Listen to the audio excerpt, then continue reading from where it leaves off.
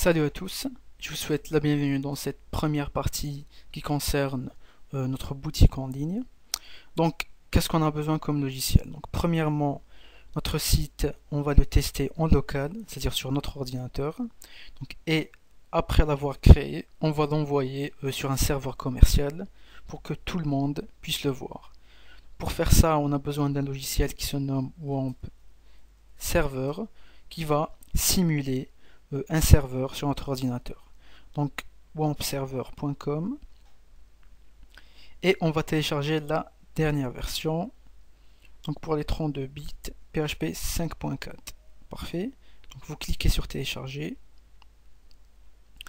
Après téléchargement, on va l'exécuter. Donc démarrer WAMP et on va l'exécuter. Donc pour ma part, il est déjà exécuté. Donc serveur online.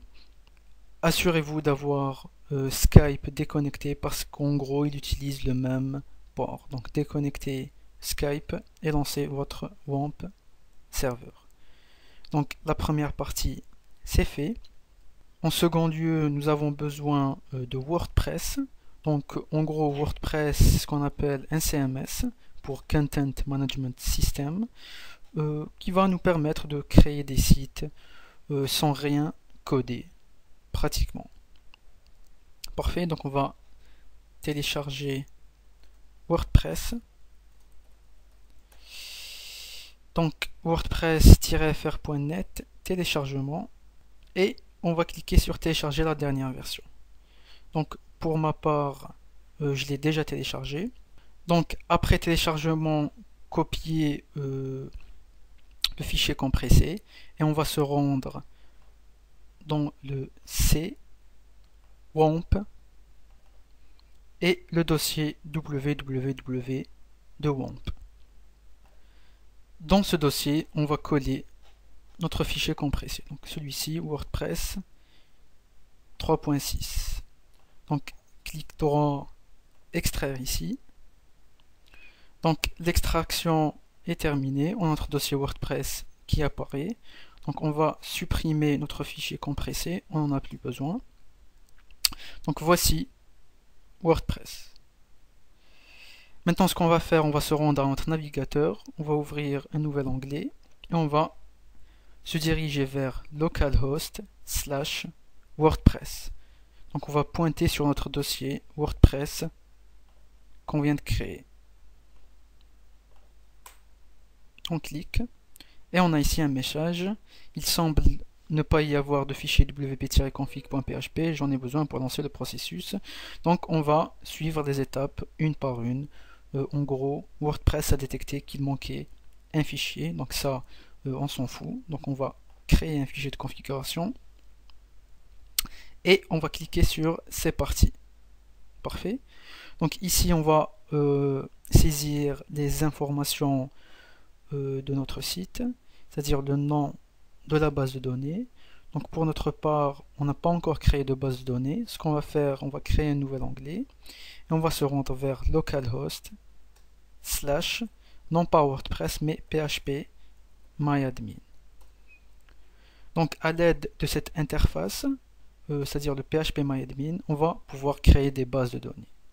Donc on va cliquer ici sur base de données, créer une base de données, on va lui donner un nom, on va lui dire WordPress. On crée, parfait, la voici, elle est vierge, elle contient aucune table. Donc on ne va pas y insérer des tables manuellement, WordPress va s'en charger en lui communiquant les bonnes informations. Donc on va se rendre à localhost WordPress et ici le nom de la base de données, on va la maintenir à WordPress, c'est celle qu'on a créée. Donc si j'avais créé un autre nom, par exemple CMS, je vais mettre ici CMS.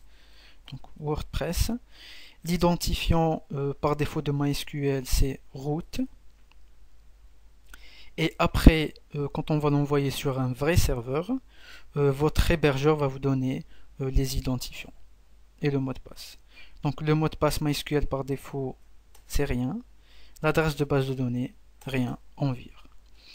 Le préfixe des tables, WP-, donc on va laisser ça comme ça. Donc en gros, les tables vont commencer avec un préfixe WP- quelque chose. On clique sur envoyer et on va cliquer sur lancer l'installation. Parfait. On est redirigé vers une autre page. On va sélectionner ici le titre du site qu'on pourra modifier après, donc ne vous en faites pas. On va dire boutique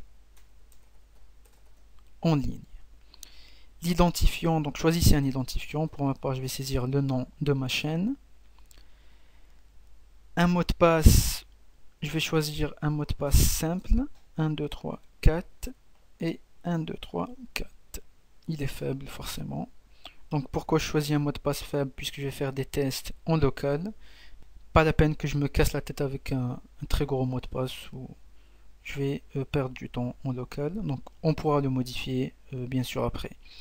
Votre adresse de messagerie, vous saisissez votre adresse de messagerie. Je saisis la mienne. Et demandez au moteur de recherche d'indexer ce site. Vous la laissez cocher. Comme ça, il sera référencé. Installer WordPress. Parfait.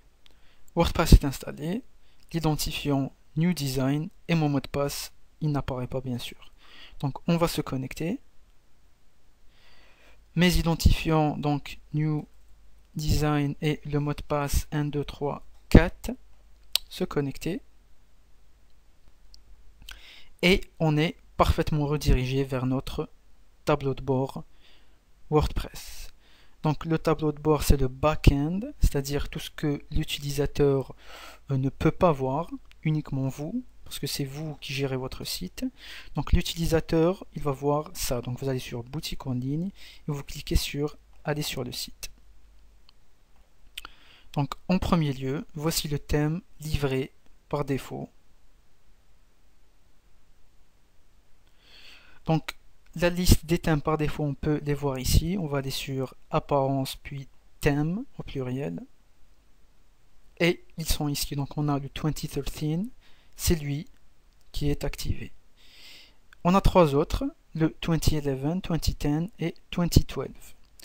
Donc ces thèmes, on peut les voir ici. Donc on va se rendre dans notre WAMP www. On va ouvrir le dossier WordPress, le dossier WP Content, ensuite thème, et on a nos thèmes qui apparaissent ici. Donc si je supprime l'un d'eux, il va forcément disparaître d'ici. Parfait. Donc ici, si vous voulez modifier votre mot de passe, on va se rendre vers utilisateur, votre profil, et tout en bas, on peut choisir un nouveau mot de passe et le répéter. Parfait. Donc c'est tout pour cette première partie. On a vu comment on fait pour installer WordPress. On se donne rendez-vous donc dans la deuxième partie. Allez, ciao. Bienvenue dans cette deuxième partie qui concerne notre boutique en ligne. On continue. Ce qu'on va faire tout de suite, on va aller chercher notre thème de la boutique.